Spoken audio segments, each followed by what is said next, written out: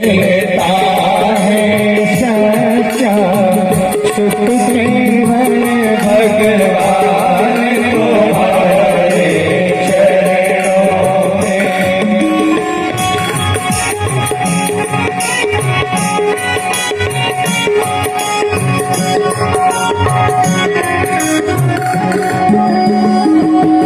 यह देखी है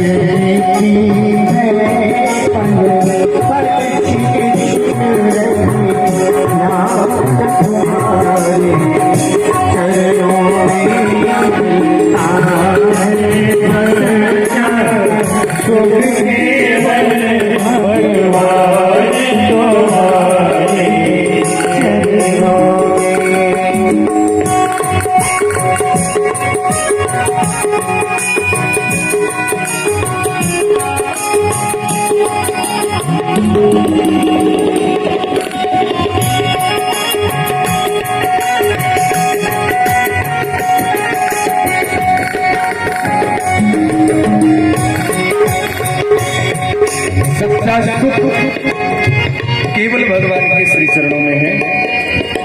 श्री सुखदेव भगवान कहते हैं परीक्षित, वास्तव में हम सुख के लिए कर्म करते हैं, लेकिन संसार में सुख है तो न मिलेगा, होगा कब न मिलेगा, क्योंकि ये तो यहाँ पर सब डुप्लीकेट सुख है, आर्टिफिशियल सुख है, जिसका कोई परिणाम नहीं होता, कोई फल नहीं होता। ठीक उसी प्रकार जैसे एक व्यक्ति को आम का सीजन आया, फल खाने की इच्छा हुई। अब फल खाने की इच्छा हुई तो उसने अपने बेटे को 100 रुपया दिया, कहा बेटा फला दुकान पे चले जाओ और आम ले आओ, आम खाने का मन है। अच्छा, बेटा गया दुकान से आम लेकर के आ गया। पिताजी आम ले आया तो कहा कि भाई आम ले आए तो पानी में डाल दो, थोड़ा देर ठंडा हो जाए, ठंडा हो जाएगा फिर खाएंगे बैठ करके। बाप बेटा एक साथ पानी में डाल दिया। अब थोड़ी देर के बाद पिता ने कहा बेटा वो आम कहाँ है, जरा ले आओ। अब बाल्टी में हाथ डाले तो आम मिले नहीं। तो बेटे से पूछा कि बेटा आम तो लाया था ना, सही आम तो लाया था ना।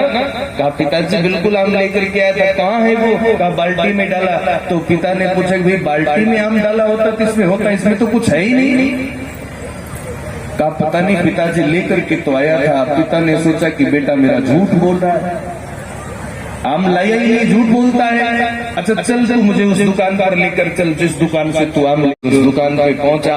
कहा पिताजी यहीं से आम लेकर के गया। क्यों जी? आम लेकर के मेरा बेटा गया, आपने कैसा आम दे दिया कि वो तो गायब ही हो गया।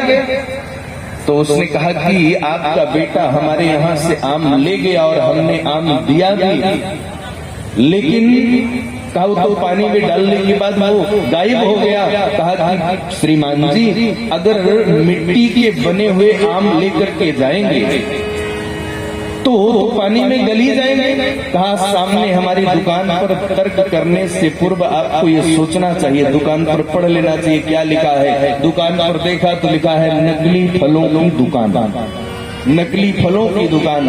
कहा कि भाई यहाँ तो मिट्टी के बने हुए फल फूल मिलते हैं, सो लोग इनको घर में सजाते हैं ले जा करके, अब पानी में डालेंगे तो गल ही जाएंगे। ठीक इसी प्रकार संसार में जो सुख है वो देखने में सुख है, लेकिन परिणाम उसका दुख ही होता है। वास्तव में कुछ भी नहीं है, ये तो मिट्टी के बने हुए आम के जैसे हैं। विदुर जी ने सृष्टि विशेष प्रश्न पूछा।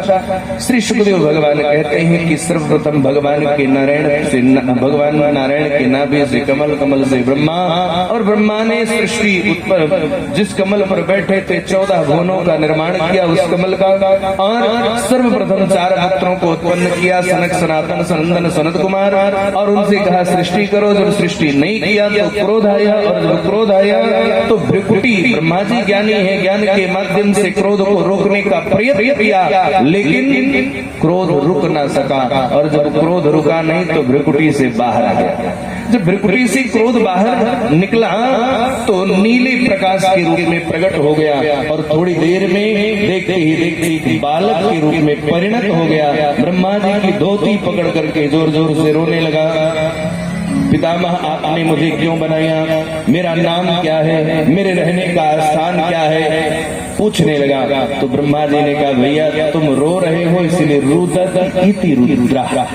तुम रो रहे हो इसलिए तुम्हारा नाम रुद्र होगा, और ये कोई और नहीं, भूत भावन भोलेनाथ का प्रागट्य हुआ। बोले भोले शंकर बाबा की जय। शंकर भगवान प्रकट हुए।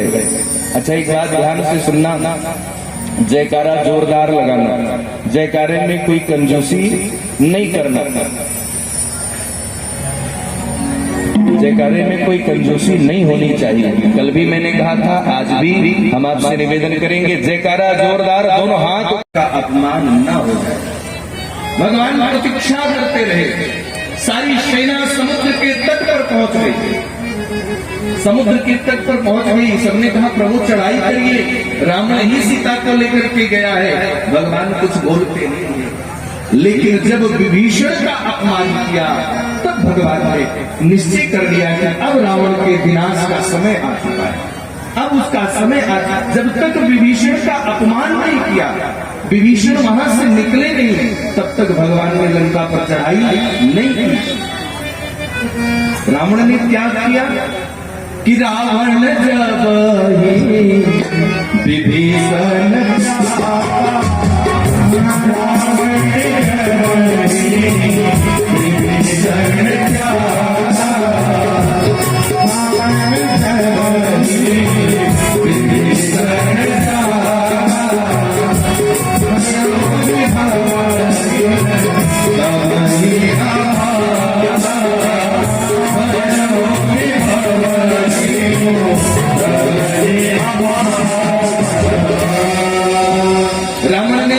का परित्याग किया। जब हमारे गांव में, हमारे समाज में किसी संत का जन्म होता है, कोई संत प्रकट होता है, या हमारे गांव में कोई संत रहता है, हमारे समाज में कोई संत रहता है, तो उस संत की तपस्या से, उस संत के भजन से, उस संत के भक्ति से पूरा गांव सुरक्षित रहता है। गांव में चाहे जितना अपराध हो, पर संत की तपस्या, संत की भक्ति किसी का बाल बाका होने नहीं देती। इसका प्रत्यक्ष उदाहरण का विभीषण है। और इधर विदुर जी में सुखदेव भगवान कहते हैं, परीक्षित सनिर्गता कौरव पुण्य लब्धो। आज विदुर जी निकले तो मानो पता है ऐसा हुआ कि मानो विदुर नहीं अपितु कौरवों का पुण्य पुण्य ही चला गया। विदुर जी ने हाथ जोड़ करके भगवान से पूछा, प्रभु मुझे क्या करना चाहिए? भगवान ने कहा, सब मेरी इच्छा से हुआ है, मैं जो चाहता हूँ वही होता है, सब मेरी ही इच्छा से हुआ। विदुर अब तुम जाओ, तीर्थ यात्रा करो। और तब भगवान ने इधर कौरव और पांडवों का युद्ध सुनिश्चित किया। महाभारत की विभीषिका तैयार हो। विदुर जी इधर तीर्थ यात्रा में निकले और इधर महाभारत का युद्ध हो करके कौरव समाप्त हुए और पांडव की विजय हुई। पांडव राजा बने।